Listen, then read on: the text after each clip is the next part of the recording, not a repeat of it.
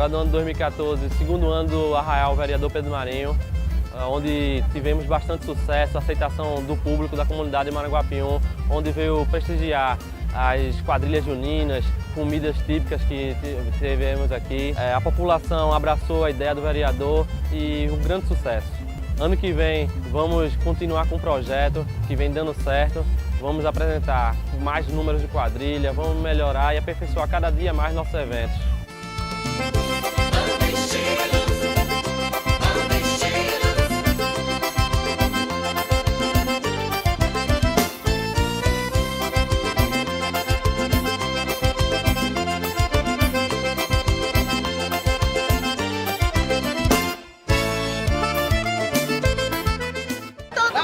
Trazer a família pra cá, porque a gente não tinha isso que a gente tem agora, né? A gente esperou tanto tempo pra ter isso, um lazer desse.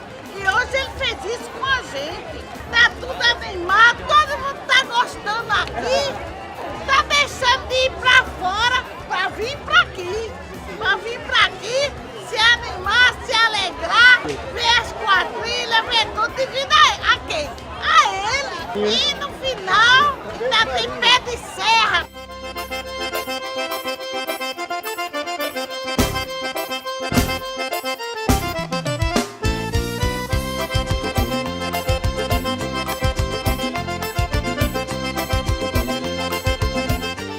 O único vereador hoje que realmente bateu no meu coração, poxa, o cara é rochedo de verdade.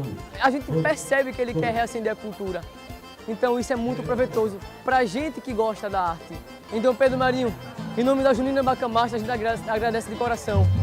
Aquele beijo forte. Muito obrigado.